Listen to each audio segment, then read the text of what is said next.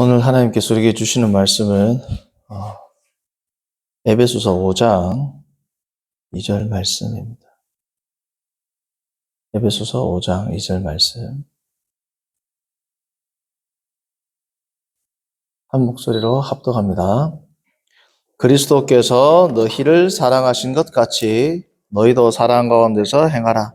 그는 우리를 위하여 자신을 버리사 향기로운 제물과 희생 제물로 하나님께 드리셨느니라. 아멘. 오늘은 이제 지난 시간까지 우리가 예수님의 신성을 확립한 니케아 공의회 325년 그리고 예수님의 인성을 확립한 381년 콘스탄티노플 공의회를 우리가 살펴보고 오늘은 나머지 두 공의회를 살펴보고 이제 공의회에서 최종적으로 정리된 예수님의 신인성 그리고 위격 안에서의 두 본성 관계를 다 최종적으로 우리가 살펴보고 난 이후에 제가 제일 처음 이 설교를 시작할 때 지난주입니까 드렸던 하나님이신 예수님이 어떻게 고통과 죽음을 당하실 수 있고 인간이신 예수님께서 어떻게 우리와 함께 세상 끝날까지 있겠다고 하셨으며 하나님과 하나라고 하셨으며 모든 사람들의 마음을 아신다라고 했던 그 신인성 문제에 대해서 최종적인 이제 정리를 내일 하겠습니다. 그래서 사실 내일은 결론인데 이 결론을 내기 위해서 이때까지 우리가 여러 이단을 살펴보았고 그 결정과 정리를 살펴본 겁니다. 그래서 오늘은 앞서 두 이단이 본성에 대한 논의였다면 지금 오늘 다루게 될 두 공의회는 위격 안에서의 본성 관계입니다. 그러니까 신성과 인성에 대해서 이제 어느 정도 확립이 되고 난 이후에 이 위격 안에서 어떠한 관계를 지니게 되는가에 대한 이제 논의가 됩니다. 물론 위격 안에서의 두 본성이니까 또 본성 간의 관계도 당연히 나오게 되겠지만 논리적으로 볼 때 신성과 인성, 이제 본성이 정리가 되니까 그럼 이 위격 안에서의 두 본성의 관계는 어떻게 되겠는가에 대한 두 개의 양비론적 입장이 오늘도 나오게 된단 말이죠. 처음에는 신, 인간 이 두 개가 나오고 오늘은 이 두 본성이 분리되느냐 섞이느냐에 대한 문제입니다. 첫 번째, 이제 네스토리우스라는 이제 이단이 나타나는 거예요. 우리가 어제 살펴보았던 아폴리나리우스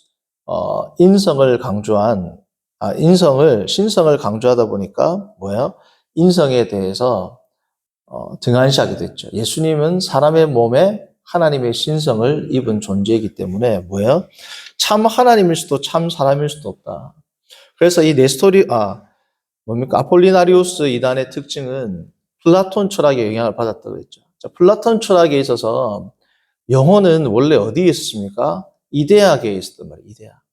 영혼은 깨끗하고 절대적인 이 지성을 가지고 있던 이데아계에 있다가 레테의 강, 망각의 강을 건너서 인간의 육체에 깃들게 되므로 육체는 영혼의 감옥이 된 거죠. 그래서 이 극단적 이원론 형태, 영은 거룩하고 육신은 악하다라는 이 플라톤적 영향에 의해서 이 더러운 인간의 몸을 하나님의 신성이 들어오시면서 예수 그리스도로서의 구속사역을 감당하게 하셨다라는 것이 아폴리나리우스의 기본 입장이었는데 이것이 잘못되었음을 어제 이제 밝혔습니다. 오늘은 이 아폴리나리우스가 신성을 강조하다가 인성을 부인하게 되었는데 그래서 이제 인성을까지도 이제 정리를 하죠. 자, 그 다음에 어떻게 되느냐? 하나님의 신성이 사람의 몸에 깃들게 되는, 다시 말하면 이원론적 입장을 아폴리나리우스가 취했다면 그 반대, 극단적 아리스토텔레스 입장에서 이제 신학을 개진한 자가 있는데 그 사람이 누구냐? 네스토리우스. 자, 이게 아리스토텔레스 철학이 뭡니까? 우리가 이렇게 깊이는 모르지만 일반적으로 플라톤의 이원론을 완전히 극복은 아니지만 어느 정도 극복을 했다라고 이야기하는 게 아리스토텔레스의 이론론적 입장입니다. 그래서 한 존재를 규명할 때 이데아와 현상계로 나누지 않고 한 존재는 진료, 쉽게 말하면 물질이 되는 진료, 휠레라고 일컬어진 진료와 우리가 윤리 시간에 예전에 중고등학교 때 배웠죠. 형상이라고 일컬어지는 에이도스 혹은 모르페가 결합해야지 한 존재가 나온단 말이죠. 자, 플라톤처럼 이 대학에 영혼이 있었다. 그럼 영혼은 이미 존재예요, 존재가? 이미 존재죠. 근데 육신 안에 깃들면서 존재가 어떻게 보면 열등한 존재로 되었다. 이것이 플라톤. 그래서 이 열등한 존재가 다시금 자신의 고향으로 회귀하는 것. 이것이 이제 플라톤 철학이고 나중에 신플라톤주의에서는 이것을 하나의 운동으로 설명을 해 나가는데 아리스토텔레스는 그게 아니다. 한 존재는 하나가 예를 들면 이데아가 존재고 육체, 이 현상계의 이데아가 거하게 된다라는 개념이 아니라 한 존재는 형상과 진료 두 개가 합쳐져야 뭐라는 겁니까? 한 존재가 된다는 겁니다. 자, 예를 들면 붕어빵이 나오려면 붕어빵 틀, 그 새로 만든 틀만 있어서 붕어빵이 나올까요? 안 나오죠. 안에 뭐가 들어가야 재료가 들어가야 되죠. 자, 반대로 재료만 있다고 해서 붕어빵이 나옵니까? 붕어빵이 나오려면 두 개가 있어야 되는 거예요. 틀이 있어야 되고 재료가 있어야 된다는 거예요. 틀을 쉽게 예를 들어서 설명을 드리면 이 틀이 형상이고 에이도스 혹은 모르페고 이 안에 들어가는 반죽이 뭐라는 겁니까? 휠레라는 겁니다. 이 진료라는 거예요. 그러니까 이 두 존재가 합쳐져야지, 두 존재가 아니고 두 가지의 요소가 합쳐져야지 비로소 뭐가 탄생한다? 한 존재가 된다는 게 아리스토텔레스의 기본적 형이상학의 입장이에요. 존재론적 입장이거든요. 자, 그걸 이제 신학적으로 개진을 한 겁니다. 네스토리우스가 다시 말씀드리면 뭐냐. 예수님을 구성할 때 마치 반죽과 틀이 있어야 붕어빵이 나오듯이 예수님의 인격을 구성하기 위해서는 두 개의 독자적이고 구분되는 인성과 신성을 예수님이 소유하는데 이 두 가지를 극단적으로 분리하다 보니까 어떻게 되냐면 인격과 신격이 있는 겁니다. 예수님 안에는 뭐가 있는 거예요? 두 다중인격이 된단 말이죠. 앞에 아폴리나리우스가 하나님의 신성이 사람의 몸에 마치 영혼처럼 합쳐졌다는 것을 강조했으니까 이것을 대항하다 보니까 하나님의 신성과 인간의 인성을 완전히 이번에 어떻게 했다? 완전히 분리해버렸단 말이죠. 아리우스는 합쳤죠. 인간의 몸에 하나님의 신성이 합쳐져가지고 예수님이 되겠죠. 아리우스란다. 아폴리나리우스 이단이. 그게 이제 하나님의 신성이 사람의 몸에 합쳐졌다. 그 플라톤적 경향이라고 했지 않습니까? 그 반대는 어떻게 되겠어요? 합쳐지는 게 아니라 극단적으로 나누겠죠. 그게 누구냐면 네스토리우스입니다. 그래서 신성과 인성을 극단적으로 분리를 하다 보니까 어떻게 되냐? 신격과 인격이 됐단 말이에요. 그래서 예수님 안에는 신이신 예수님이 있고 인간이신 예수님이 뭐예요? 있다. 그래서 one person, two natures가 아니라 one person, two natures in one person. 이게 이제 정통 교리거든요. two persons란 말이죠. 두 명의 사람이라고 쉽게 말하면 두 명의 인격체란 말이에요. 두 인격체가 존재한다. 마치 다중인격과 같이. 그래서 예수님은 한 인격의 두 본성으로 존재하는 것이 아니라 두 본성을 극단적으로 나누어서 강조하다 보니까 어떻게 되었다? 신격과 인격이 있다. 자, 그런데 이거는 성경적으로 금방 비판이 됩니다. 자, 우리가 성경을 보면 예수님이 행하신 이 기적이나 이적이나 사역을 예수님의 신격이 행하셨다. 어떤 부분은 예수님의 인격이 행하셨다. 어떤 부분은 신이신 예수님이 행하셨다. 혹은 하나님이신 예수님이 행하셨다. 어떤 구절은 인간이신 예수님이 행하셨다. 이렇게 나와야 안 나와요? 성경에 안 나오죠. 그냥 예수님이 행하셨다. 어떤 부분은 예수님의 신격이 있고 어떤 부분은 예수님이 인격이 행하셨고 어떤 부분은 예수님이 하나님으로서 행하셨고 어떤 부분은 인간으로서 행하셨다. 이 부분이 그러한 묘사가 성경에 있어요? 없어요? 없죠. 예수님은 항상 뭐라 했어요? 나는 생명이니 나는 포도나무니 내가 명하노니 이랬죠. 예수님이 나의 신성이 너에게 명하노니 나의 인성이 너와 함께하는 그렇게 한 적이 없단 말이죠. 예수님은 결국은 뭐다? 단일한 의지, 단일한 인격 안에 뭐가 있다? 두 본성으로 존재하신다라는 것이 에베소 공의회에서 이제 결정이 된 겁니다.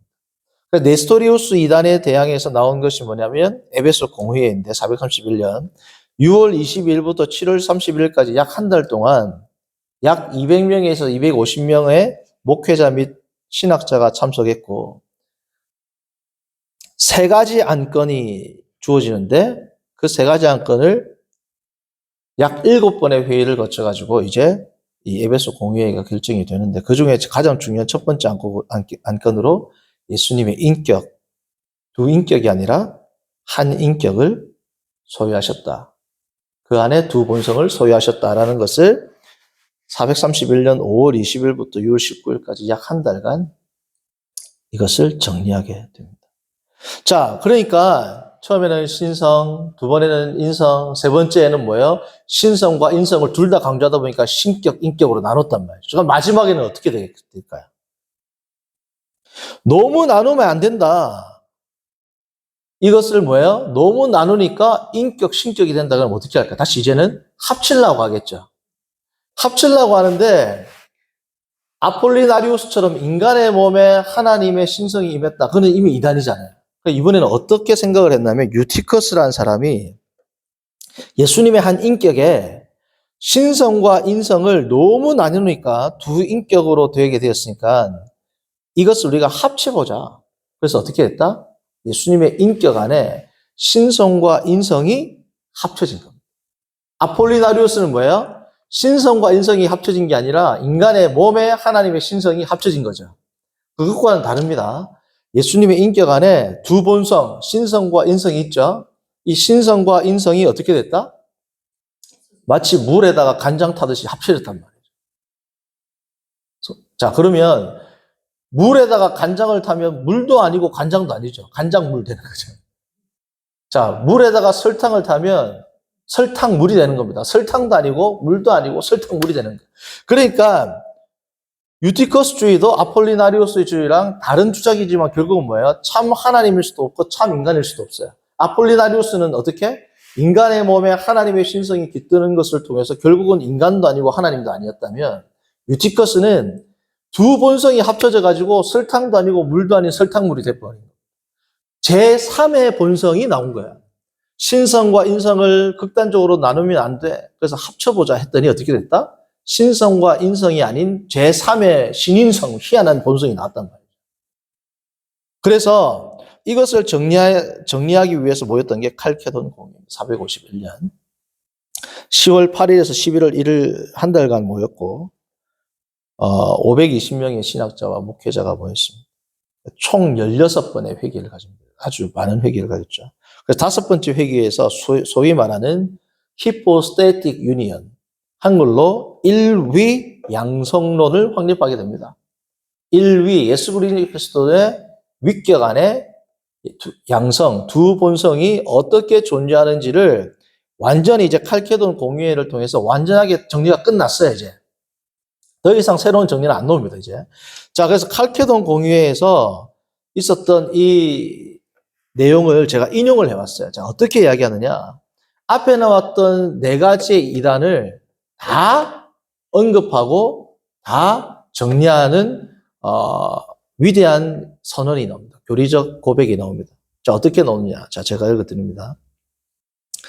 원래는 헬라어와 라틴어 두 본문으로 나와요.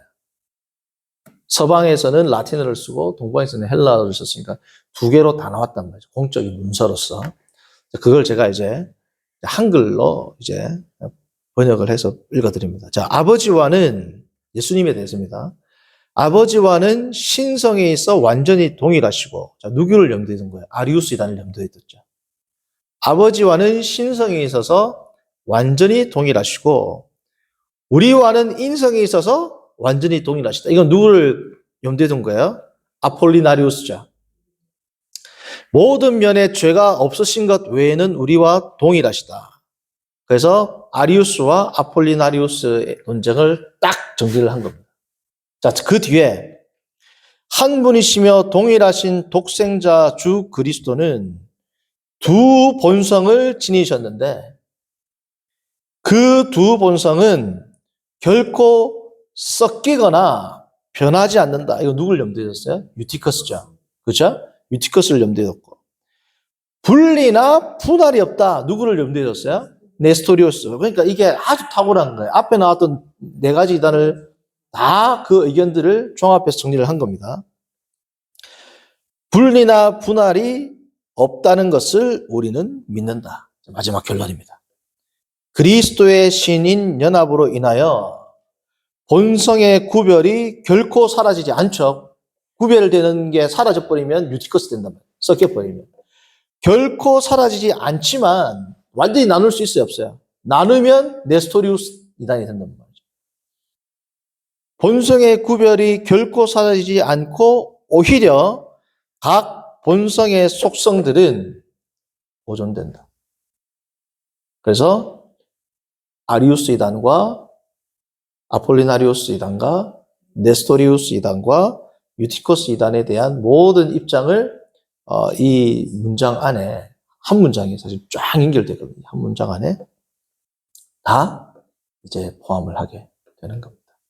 이것이 오늘 마지막 나왔던 이 구절. 그리스도의 신인연합으로 인하여 본성의 구별이 결코 사라지지 않고 오히려 각 본성의 속성들은 보존된다. 이 문장이 나오기 위해서 거의 뭡니까? 한 400년 걸렸다. 그래서 이것이 완성이 되었습니다. 자, 이 신앙 고백을 우리가 이제 확고하게 가지면 내일 예수님이 하나님으로서 하나님이라면 겪을 수 없는 일, 인간이라면 겪을 수 없는 일을 예수님은 왜 겪고 어떻게 겪고 심지어 필연적으로 겪으실 수밖에 없는가에 대한 그 해답이 이 교리 마지막 이 문장에서 나옵니다. 그래서 이 문장을 통해서 그리고 우리에게 주어진 이 신앙 고백적 내용에서 어떻게 예수님이 하나님이시면서 고통하실 수 있고 인간이시면서 우리와 영원히 함께 하실 수 있는가. 성경에는 명시적으로 나오지 않아요. 그래서 교리가 중요한 겁니다. 명시적으로 안 나오잖아요. 왜라는 이 퀘스천 마크에 대한 답은 없어. 성경은 그냥 명제고 진술이고 선포인데 이 선포 안에서 우리가 이제 이러한 신학적 작업을 통해서 어떻게 왜 그리스도는 하셨는가에 대한 그 마지막 정리를 내일 성도님들과 함께 마지막으로 이 고난주간 마지막 날에 마지막 금요일에 토요일이죠. 토요일에 원래 금요일 날 끝내야 되는데 월요일 날 제가 못해서 토요일 날 성도님들과 이것을 정리를 하고 부활절 주일에 또 함께 또 예배를 드리면서 그리스도의 부활을 기념하는 시간을 가지겠습니다. 제 시간 기도합니다. 살아신 하나님 아버지, 오늘 주님 앞에 우리가 함께 모여서 예수님의 인성과 신성, 한 인격 안에 두 본성에 대해서 다시금 우리가 마지막으로 정리하게 하시고 고백하게 하심을 감사합니다. 우리를 위하여 십자가에 달려 돌아가신 참 하나님이자 참 인간이신 예수님을 늘 따르고 본받고 복종하며 나아가는 거룩한 주의 권속들 되도록 인도하여 주옵소서. 예수님의 이름으로 기도합니다. 아멘. 하늘에 계신 우리 아버지여, 이름이 거룩히 여김을 받으시오며 나라의 마옵시며 뜻이 하늘에서 이룬 것 같이 땅에서도 이루어지이다.